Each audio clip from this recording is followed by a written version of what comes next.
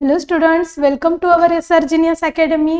मी शिवानी गुजर तुमचं SR Genius अकॅडमीमध्ये स्वागत करते. तर आपण क्लास 8चे 2 चॅप्टर तर संपवलेत. तर त्यानंतरचा पुढचा चॅप्टर आपण आज बघणार आहोत. हा चॅप्टर फिजिक्स मधला आहे, पण भिवून न जाता हा व्यवस्थितरित्या अभ्यासला तर खूप इझी असा चॅप्टर आहे. हा आहे chapter number 3, force and pressure. बघा, आता तुम्हाला याच्याबद्दल थोडं प्रिव्हियस तर नॉलेज असेलच, किंवा आपल्याला what is mean by force किंवा what is mean by pressure हे दैनंदिन जीवनात माहीत असतंच. तर आज आपण तेच शिकणार आहोत की what is mean by force and what is mean by pressure. आता बघा, आपण एखादी गाडी बंद पडलेली आहे. एखादी गाडी काय झाली, बंद पडली आणि त्याला आपल्याला सुरू करायचं आहे किंवा त्याला पुढे न्यायचं आहे, तर आपण काय लावणार, फोर्स लावणार. आणि त्यानंतर जर ती गाडी सुरू झाली तर ती गाडी काय जाणार, पुढे जाणार. म्हणजे काय, एखाद्या गोष्टीला फोर्स लावला तर त्या ऑब्जेक्ट मध्ये काय घडून येईल, मोशन घडून येईल, किंवा त्या ऑब्जेक्टची काय होईल, मुवमेंट होईल एका जागेवरून दुसऱ्या जागेवर. ह्यालाच काय म्हणतो आपण, फोर्स असं म्हणतो. आता याचे वेगवेगळे टाइप्स, किंवा प्रेशर म्हणजे काय तर दाब, फोर्स म्हणजे काय तर बल, आणि प्रेशर म्हणजे काय तर दाब. तर या दोन्ही गोष्टी आज आपल्याला फर्स्ट चॅप्टर मध्ये शिकायच्या आहे. What is mean by force and what is mean by pressure. A pull or push on an object is called as force. काय म्हणलं, अ पुल ऑर पुश. पुल म्हणजे काय, खेचणे, आणि पुश म्हणजे काय, ढकलणे. एखाद्या ऑब्जेक्टला आपण खेचत आहोत किंवा एखाद्या ऑब्जेक्टला ढकलत आहोत, तर ते जे ऑब्जेक्ट आहे त्याच्यावर आपण काय अप्लाय करत आहे, फोर्स, काय दाब एक अप्लाय करत आहे. त्याच्यामुळे ते वस्तू काय जाणार, किंवा ते वस्तू काय जाणार, पुढे जाणार. सपोज आता इथे मी लिहत सुद्धा आहे, तर काहीतरी प्रेशर एक्झर्ट होत आहे कशावर, या बोर्डवर. त्याच्यामुळे काय होत आहे, तिथे हे लिहू शकता येत आहे. म्हणजेच काय, फोर्स काय होत आहे, तिथं ऍक्ट होत आहे. हे पण तुम्ही एक्झाम्पल घेऊ शकता. म्हणजेच काय झालं, फोर्सची define, a pull or push on an object is called as force. A pull or push of an object is called as force, असं आपण त्याची डेफिनेशन म्हणू शकतो. नंतरला पुढे बघा काय सांगितलेलं आहे, व्हॉट इज फोर्स.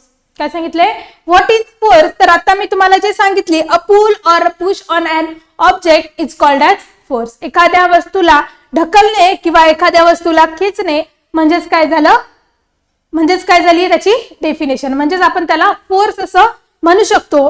पुढे काय सांगितलंय बघा, अ स्टेशनरी ऑब्जेक्ट. स्टेशनरी म्हणजे काय, ऍट रेस्ट पोझिशन, म्हणजे त्याची हालचाल होत नाही आहे. A stationary object on which no force is acting. एखादं स्टेशनरी ऑब्जेक्ट घेतलं आणि त्याच्यावर कोणताच फोर्स ऍक्ट केला नाही. आपण एखादं ऑब्जेक्ट घेतलं आणि त्याच्यावर कोणताच फोर्स ऍक्ट केला नाही, तर त्या ऑब्जेक्ट मध्ये, म्हणजे आता ही पेन आहे सपोज माझ्या हातावर, तर आता ही पेन मी इथे 2 दिवस अशाला अशी ठेवली, म्हणजे असाच हात ठेवला, आणि ही पेन पण काय, ही पेन पण अशाला अशी ठेवली, तर या पेन मध्ये काहीतरी चेंजेस होतील का, तर नाही. कारण मी त्याच्यावर कोणताच फोर्स किंवा कोणताच फोर्स काय करत नाही आहे, ऍक्ट करत नाही आहे. त्याच्यामुळे काहीतरी चेंजेस त्याच्यावर येतील का, तर नाही येणार. म्हणजेच काय झालं, अ स्टेशनरी ऑब्जेक्ट, हे स्टेशनरी ऑब्जेक्ट जे मी हातावर ठेवलं, which no force is acting remain stationary. त्याच्यामुळे ते काय राहणार, स्टेशनरी, म्हणजे जशाला तसं राहणार. म्हणजेच त्याच्यावर फोर्स काय होणार नाही, ऍक्ट होणार नाही. नंतरला अन ऑब्जेक्ट इन मोशन. आता एखादी कार आहे किंवा हेच मार्कर आहे, मी एखाद्या टेबलवर ठेवलं, काय केलं, किंवा एखादा बॉल घेतला आणि तो टेबलवर ठेवला. An object in motion continues to move with a same speed and direction when no force is acting on the object. तर आता an object in motion continues to move with a same speed and direction when no force is acting on the object. बघा, एखादा चेंडू किंवा एखादी गाडी जर speed मध्ये आहे, तर ती काय राहणार, तशाला तशी स्पीड मध्ये जाणार. किंवा एखादा चेंडू मी ढकलला तर तो ढकललेला चेंडू पुढेपर्यंत जाणारच, म्हणजे पुढेपर्यंत जाणारच. त्याच्यावर मी एकतर फोर्स ऍक्ट करो किंवा न करू. ठीक आहे, म्हणजे एकदा मी फोर्स ऍक्ट केला आणि ते एकदा मोशन मध्ये किंवा त्याच्या डायरेक्शन मध्ये जात आहे, तर ते काय जाणार, त्याच्या डायरेक्शन मध्येच जाणार. म्हणजे त्याच्यावर कोणताच फोर्स ऍक्ट केला नाही तरी पण तो कोणत्या पोझिशन मध्ये आहे, तो एका डायरेक्शननी सतत चालत आहे असं इथे सांगितलेलं आहे. म्हणजे काय, एक वस्तू घेतली आणि ती शांत आहे किंवा युनिफॉर्म पोझिशनला आहे, कोणत्या पोझिशनला, स्टेशनरी आहे, तर ते स्टेशनरीच राहणार, म्हणजे त्याच्यात चेंजेस होणारच नाही. आणि एखादं ऑब्जेक्ट जर मोशन मध्ये आहे तर ते मोशन मध्येच राहणार. त्यालाच काय म्हणलं, this is Newton's first law of motion. महत्वाचा पॉइंट आहे, तुम्हाला जनरली विचारला जाऊ शकतो एक्झाम मध्ये, what is Newton's first law. काय म्हणू शकतात, what is Newton's first law of motion, state that Newton's first law of motion.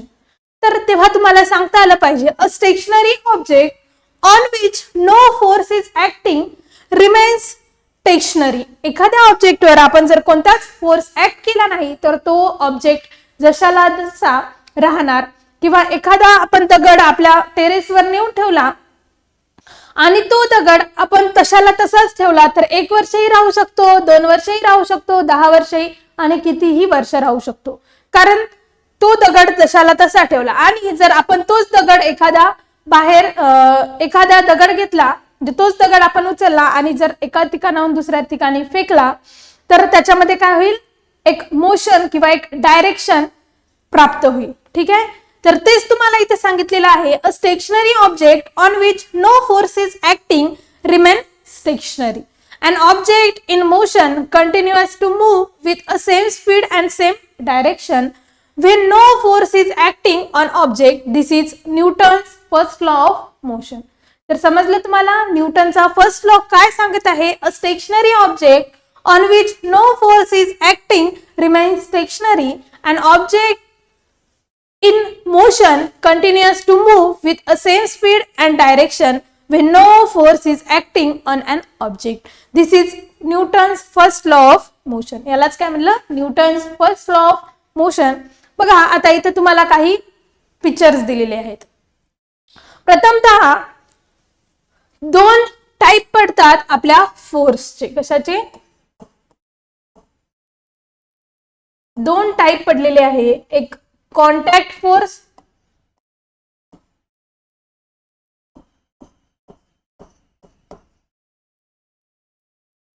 आणि एक नॉन कॉन्टॅक्ट फोर्स.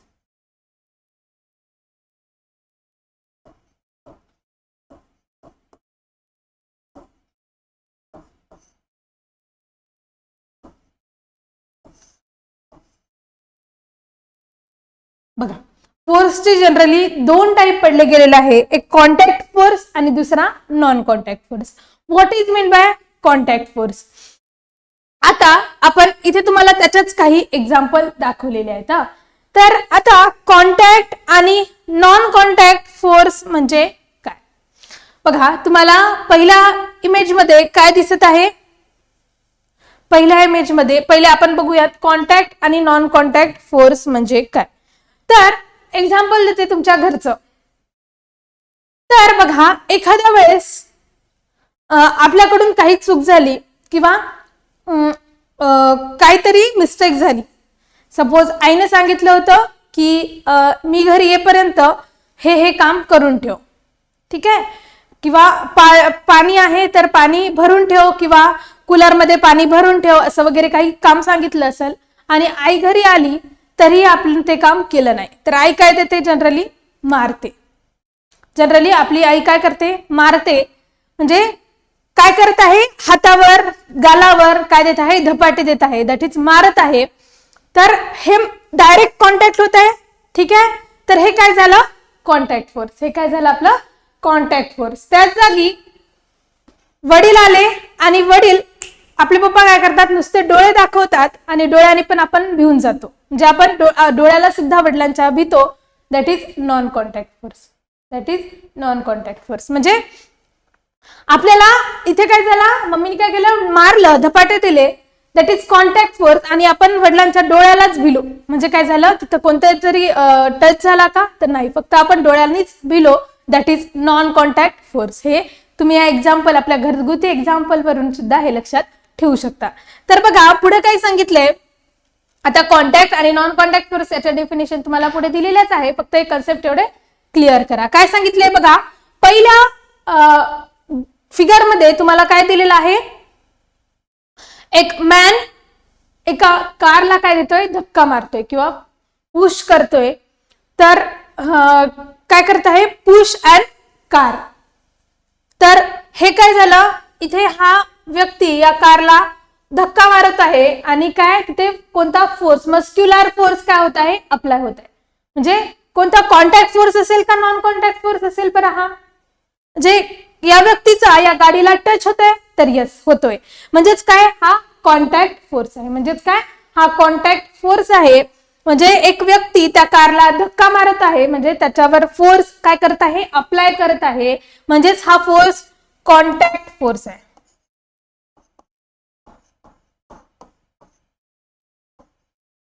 कोणता फोर्स आहे, कॉन्टॅक्ट फोर्स आहे. दुसरा बघा, काय करत आहे, एक मुलगा त्याच्या घरचा जो पेट अॅनिमल डॉग आहे त्याला काय करत आहे, ओढत आहे. काय करत आहे, त्याला ओढत आहे, दॅट इज पुल करत आहे, त्याच्या दोरीला काय करत आहे, ओढत आहे. तर मग आता हा कुत्रा पण तेवढाच जिद्दी आहे, तो ओढल्याच जात नाही आहे.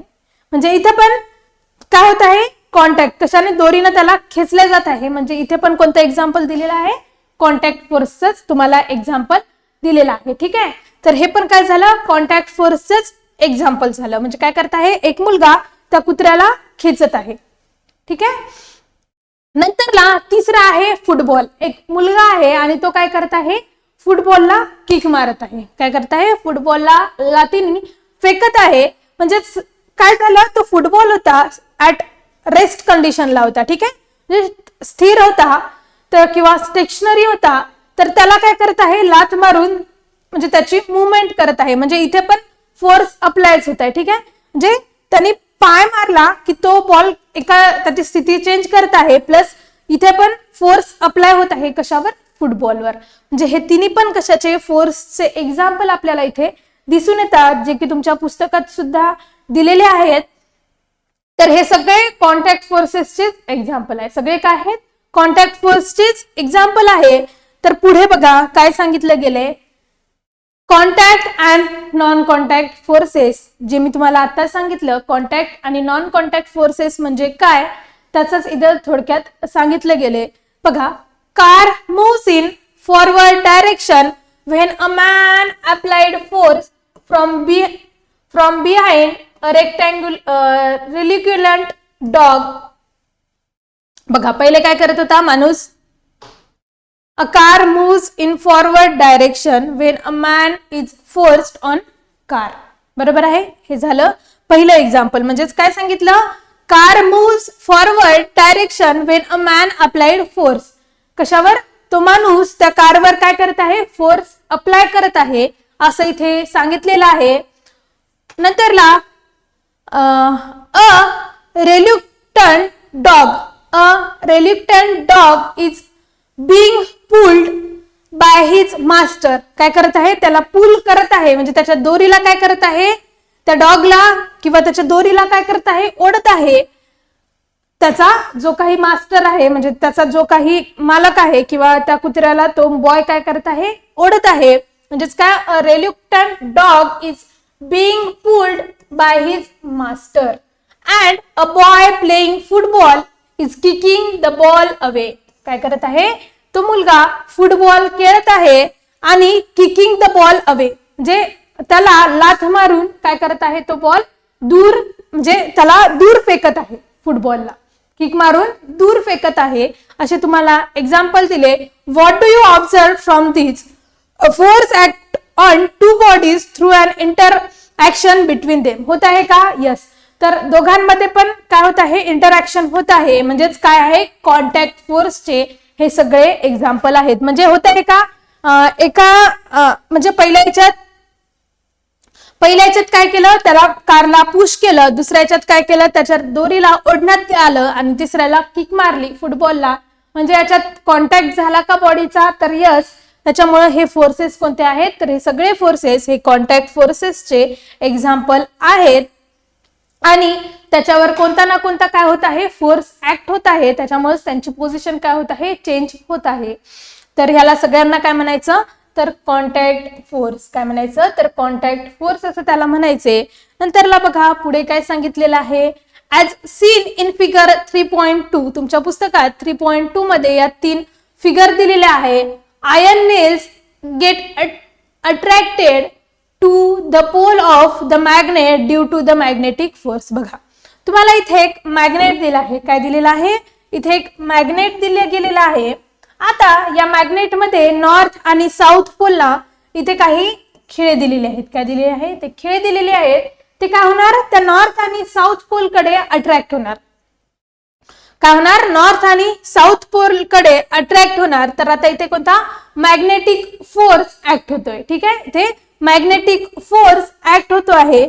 नंतरला दुसऱ्या इमेज मध्ये तुम्हाला दिलं एक कंगवा. काय करायचा, कंगवा जनरली आपण केसावरून फिरवला किंवा आपण स्कूलमध्ये पण एक गेम खेळत असतो. काय करतो, स्केल घेतो आणि त्या स्केलला असं केसावरून घासतो आणि नंतरला काय करतो आपण, पेज एखादा आपण पेजेस फाडतो आणि काय करतो, पेजचे 2-4 तुकडे करतो आणि नंतरला त्या स्केलला घासलं की ते काय होतात, त्याच्याकडे अट्रॅक्ट होतात.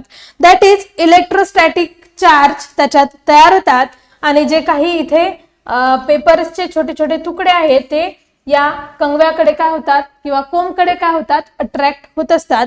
तर इथे तो इलेक्ट्रोस्टॅटिक चार्ज तयार होतोय. नंतरला पुढे काय सांगितले बघा, म्हणजे इथे इलेक्ट्रोस्टॅटिक चार्ज आणि इथे कोणता मॅग्नेटिक फोर्स काय होतोय, अप्लाय होतोय किंवा त्याला अट्रॅक्ट करायचं काम करतोय किंवा इथे इलेक्ट्रोस्टॅटिक चार्ज त्या पेपर्सला काय होत आहे, अट्रॅक्ट करत आहेत. नंतरला पुढे एक्झाम्पल दिलंय नारळाच्या झाडाचं किंवा दुसरे पण घेऊ शकता तुम्ही कोणत्याही झाडाचं.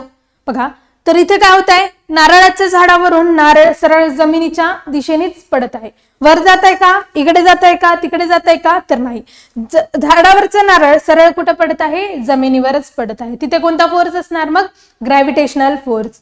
तुम्ही बघितलं की न्यूटन्सनी काय सांगितलं, न्यूटननी जे वस्तू वरती गेली, आता मी एखाद्या पेनीचं झाकण वरती फेकलं तर ते काय येणार, सरळ खाली पडणार. म्हणजेच काय, तर इथं ग्रॅव्हिटेशनल फोर्स काय होतोय, ऍक्ट होतोय. काय होतंय, ग्रॅव्हिटेशनल फोर्स ऍक्ट होत आहे. किंवा तुम्ही कोणतं एक्झाम्पल घ्या दुसरं, एखाद्या झाडाचे फुलं वरती जातात का, नाही, तर ग्रॅव्हिटेशनल फोर्स थ्रू खालीच पडतात. किंवा झाडाचे खराब झालेले पानं जेव्हा खूप हवा सुटेल तेव्हा काय होतात, ते सरळ जमिनीवरच पडतात.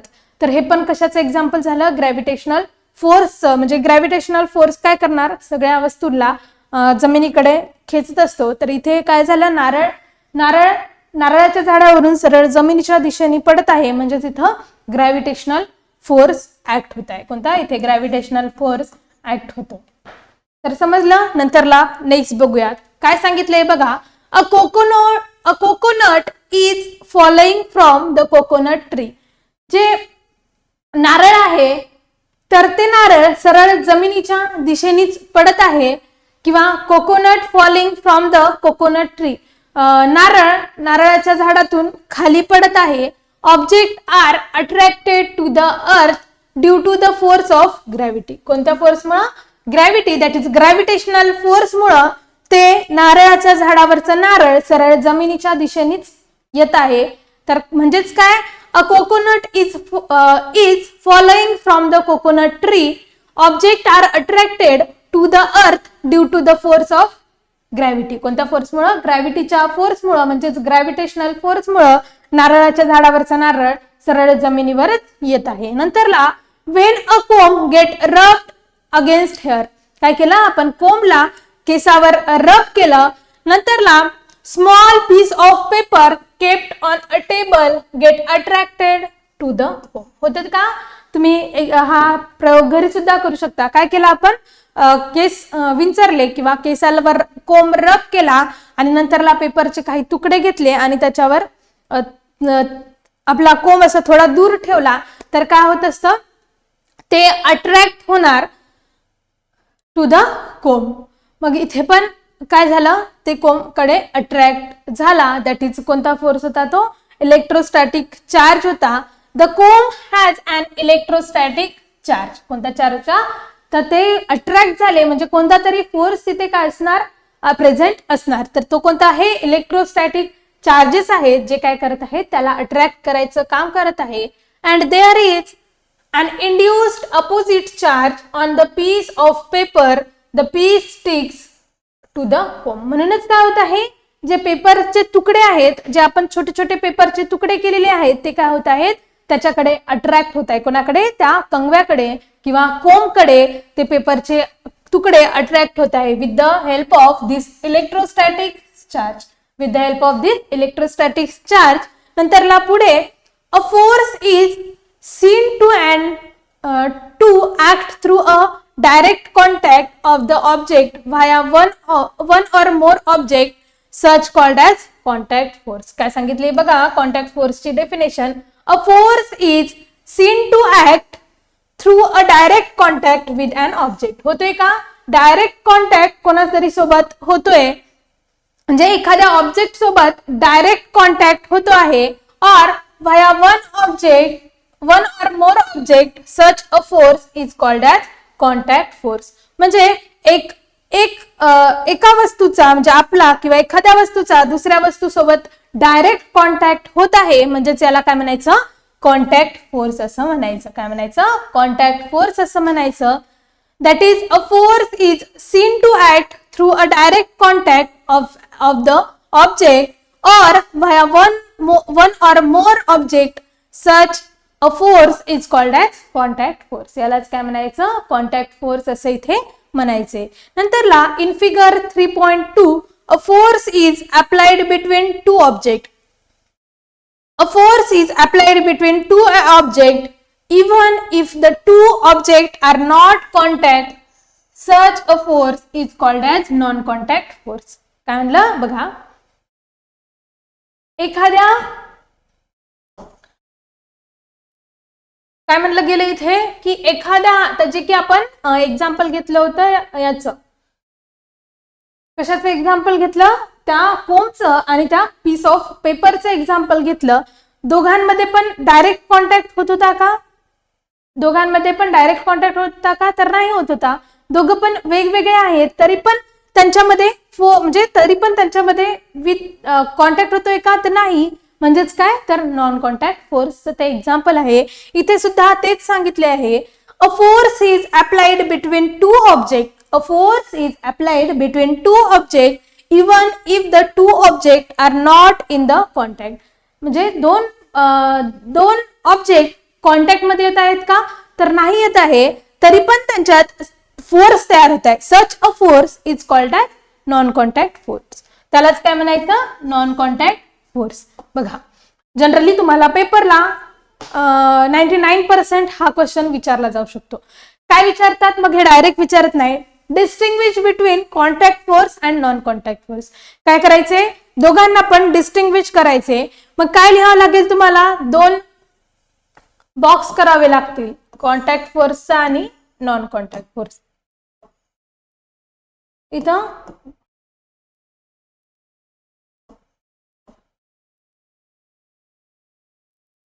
आणि इकडे काय लिहावं लागेल? Non contact.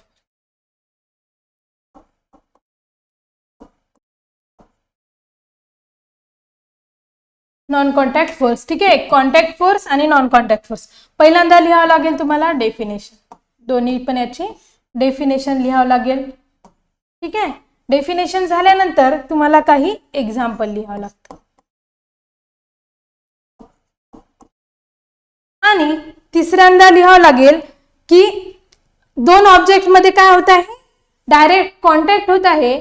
आणि दुसऱ्या याच्यात काय लिहावं लागेल? Two object are non contact with each other. हे काय लिहावं लागेल तुम्हाला? तिसरा पॉइंट लिहावं लागेल. असे करून तुमचे 3 पॉइंट्स झालेत. ठीक आहे. असा तुम्हाला जनरली डिस्टिंग्विश बिटवीन लिहावं लागेल. पुढे बघा तुम्हाला आय होप कॉन्टॅक्ट आणि नॉन कॉन्टॅक्ट फोर्स म्हणजे काय हे समजलं असेल. तर चला पुढे बघूयात. पुढे काय सांगितलेलं आहे? आता बघा तुम्हाला पुढे मस्क्युलर फोर्स सांगितलेलं आहे. Muscular force is an example of contact force. बघा आता सपोज इथे एखादी पेन आहे, काय आहे, एखादी पेन आहे किंवा एखादी बॅग आहे, काय आहे इथे, एखादी बॅग आहे किंवा एखादा दगड, आपण दगड गृहीत धरू. आता एखाद्या आपल्या अंगणात काय पडलेला आहे, दगड पडलेला आहे किंवा जमिनीवर काय पडलेला आहे, हा दगड असा पडलेला आहे.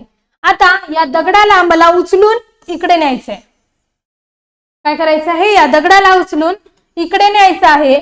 तर मला काहीतरी फोर्स लावावं लागेल आणि त्या दगडाला एका ठिकाणावरून दुसऱ्या ठिकाणी न्यावं लागेल. किंवा मी इथे काहीतरी लिहत आहे किंवा तो माणूस गाडीला काय करत होता, पुश करत होता. ठीक आहे, तो माणूस काय करत होता, गाडीला पुश करत होता, ढकलत होता, म्हणजे काय लावत होता, फोर्स ऍक्ट करत होता. This force is nothing but the muscular force. This force is nothing but muscular force. तो फोर्स म्हणजे जो फोर्स आपण लावत आहे, तर त्या फोर्सला काय म्हणत आहे, म्हणायचं आहे muscular force is an example of contact force. म्हणूनच आपण जे पहिल्यांदा शिकलो त्याला आपण कॉन्टॅक्ट फोर्स, म्हणजे आपला डायरेक्ट कॉन्टॅक्ट किंवा या दगडाला मी उचलून दुसरीकडे नेत आहे, म्हणजे माझा मस्क्युलर फोर्स मी तिथे लावत आहे आणि या दगडाला एका ठिकाणावरून दुसऱ्या ठिकाणी मी नेत आहे, म्हणजेच काय, इथं मस्क्युलर फोर्स अप्लाय करत आहे. ठीक आहे, म्हणजे हा मस्क्युलर फोर्स सुद्धा काय आहे, तर कॉन्टॅक्ट फोर्स आहे. मस्क्युलर फोर्स सुद्धा काय आहे, तर कॉन्टॅक्ट फोर्स आहे. And is applied to an object with the help of our muscles. ठीक आहे, आपण विथ द मसल्स, काय आपण मसल्स पण स्ट्रेच होत आहेत का धक्का मारताना कारला, तर यस. म्हणूनच विथ द हेल्प ऑफ कोणाच्या करत आहोत, आपल्या मसल्सच्या हेल्पनी तो फोर्स आपण लावत आहे, म्हणूनच त्याला काय म्हणायचं, मस्क्युलर फोर्स. आणि तो कोणता आहे, तर कॉन्टॅक्ट फोर्स आहे. मस्क्युलर फोर्स कोणता आहे, तर कॉन्टॅक्ट फोर्स आहे. तर हे समजलं, काय सांगितलं होतं, muscular force is an example of contact force and is applied to an object with the help of our muscles. पुढे काय सांगितले, it is applied in a several cases such as lifting, बरोबर आहे, पुशिंग, पुलिंग, खेचणे, ताणणे, ओढणे, या सगळ्यांवर आपण काहीतरी खेचत आहोत, काहीतरी ढकलत आहोत, या सगळ्यांना जो फोर्स लावावा लागतो तो कोणता आहे, मस्क्युलर फोर्स आहे. आणि तो कोणता फोर्स आहे, तर कॉन्टॅक्ट फोर्स आहे. मस्क्युलर फोर्सच कोणता आहे, तर कॉन्टॅक्ट फोर्स आहे. ठीक आहे, नंतरला पुढे काय सांगितले, ऑन द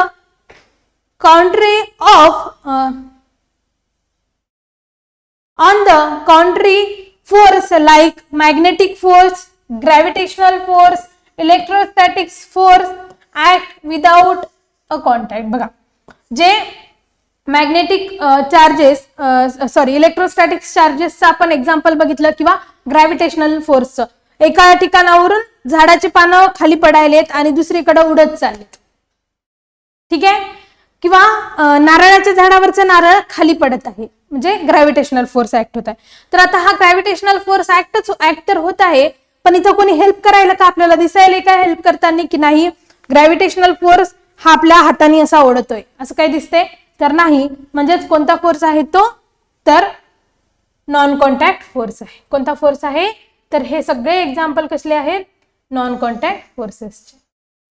ग्रॅव्हिटेशनल फोर्स झाला, इलेक्ट्रोस्टॅटिक्स फोर्स झाला, मॅग्नेटिक फोर्स, जे मॅग्नेट होते त्याला काय होत होते, खिळे, जे काही खिळे आहेत किंवा लोखंडाच्या वस्तू आहेत त्या नॉर्थ आणि साऊथ पोलला अटॅच होत होत्या. तर तुम्हाला दिसत होतं का, तर नाही. म्हणजेच किंवा कोणीतरी अप्लाय करत होतं का फोर्स, नाही. म्हणजे काय, नॉन कॉन्टॅक्ट फोर्स आहे. कोणते आहेत, non contact force. I hope तुम्हाला हे व्यवस्थित एक्झाम्पल समजले असतील, कॉन्टॅक्ट फोर्सचे कोणते आणि नॉन कॉन्टॅक्ट फोर्सचे कोणते. आता पुढे तुम्हाला सांगितलेलं आहे, when a ball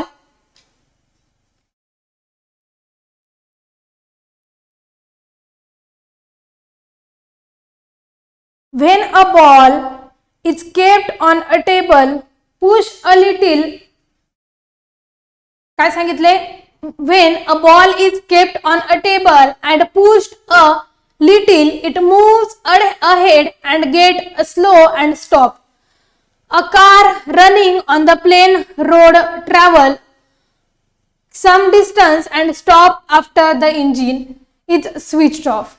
This is because of force of friction between ground surface. बघा, एखादा बॉल एका ठिकाणावर आपण टेबल किंवा खाली जमिनीवर बॉल असा ढकलला, तर तो ball with the help of जमीन त्याच्यामध्ये फ्रिक्शन घडत आहे आणि त्याच्यामुळे तो काय जात आहे, पुढे पुढे जात आहे. दुसरं एक्झाम्पल सांगितलं, एक गाडी आहे ती रस्त्यावरून चाललेली आहे, तर तिचं फ्रिक्शन कोणासोबत होत आहे, रोड सोबत तिचं फ्रिक्शन होत आहे. म्हणजे ती गाडी एका ठिकाणावरून दुसऱ्या ठिकाणी जात आहे. तिसरं एक्झाम्पल सांगितलेलं आहे आणि ती काय झाली, पुढे जाऊन स्टॉप झाली.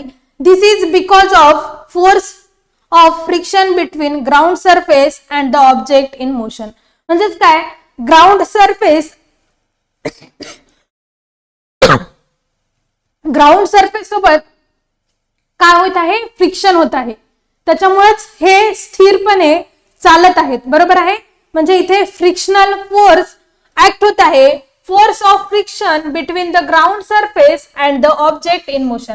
म्हणजे जो ऑब्जेक्ट मोशन मध्ये आहे त्याच्यासोबत जो खालचा रोड आहे त्याच्यासोबत फ्रिक्शन होत आहे आणि त्याच्यामुळेच फ्रिक्शनल फोर्स किंवा आपली गाडी व्यवस्थितरित्या पुढे जात आहे किंवा व्यवस्थितरित्या पुढे चाललेली आहे. ठीक आहे. म्हणजे इथे फ्रिक्शनल फोर्स काय होत आहे, ऍक्ट होत आहे. In the absence of frictional force, आता बघा, जेव्हा फ्रिक्शनल फोर्स अब्सेंट आहे, the object would have remains in motion. Frictional force is very useful in daily life. बघा, सपोज जिथं फ्रिक्शनल फोर्स नाही, सपोज काय झालं, केळाचं साल काय म्हणतात येईल त्याला, केळाचं जे वरचं साल आहे ती पडलेली असेल, केळाचं टर्फल ते पडलेलं आहे आणि तुमचा त्याच्यावरून पाय दिला आणि तुमचा पाय स्लिप झाला. का स्लिप होत आहे, कारण फ्रिक्शन होतच नाही आहे तिथे. त्याच्यामुळे काय होत आहे, तुम्ही घसरून पडसाल. म्हणजे इथं फ्रिक्शनल फोर्स काय आहे, अब्सेंट आहे. नंतरला मड, चिखल आहे आणि तुम्ही पावसाळ्याच्या दिवसात त्या चिखलामधून गाडी नेत आहे, तर त्या चिखलामधून गाडी नेत असताना तुमची गाडी स्थिरपणे जाईल का, तर नाही, कारण तिथं फ्रिक्शन होतच नाही आहे. त्याच्यामुळं फ्रिक्शनल फोर्स हा आपल्या जीवनात खूप महत्वाचा आहे.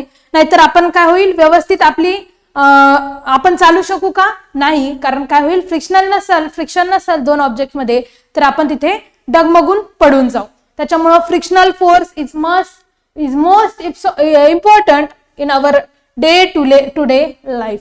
Frictional force is very useful in daily life. त्याच्यामुळं आपण व्यवस्थित चालत आहोत किंवा आपली गाडी सुद्धा व्यवस्थित रस्त्यावरून चालत आहे. कशामुळं, तर या फ्रिक्शनल फोर्समुळं ऑब्जेक्ट काय होत आहे, व्यवस्थितरित्या मूव्ह होत आहे एकीकडून दुसरीकडे. या सगळ्यांना कशाची गरज आहे, तर या फ्रिक्शनल फोर्सचीच गरज आहे. When walking we push ground behind our feet. आता ग्राउंड वरून सुद्धा चालत आहोत आपण, तेव्हा सुद्धा आपला संबंध कोणासोबत येत आहे, किंवा फ्रिक्शन होत आहे.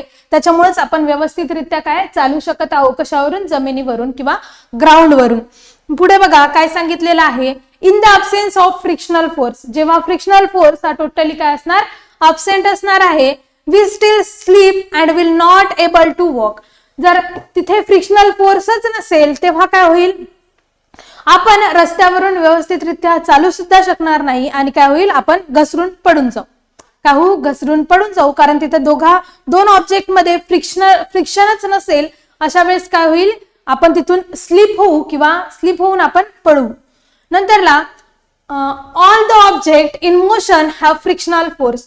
जेवढे पण ऑब्जेक्ट, कार घ्या तुमची किंवा आपण घ्या किंवा सायकल घ्या, या सगळ्यांमध्ये ग्राउंड सोबत काय होत आहे, फ्रिक्शन होत आहे. म्हणजे तिथे फ्रिक्शनल फोर्स तयार होत आहे आणि त्याच्यामुळेच काय होत आहे, त्या प्रत्येक वस्तू मोशन मध्ये आहे आणि त्या व्यवस्थितरित्या चालत आहे किंवा पडत नाही. All the object in motion have frictional force acting on them, which is acting on direction opposite to the direction of the motion.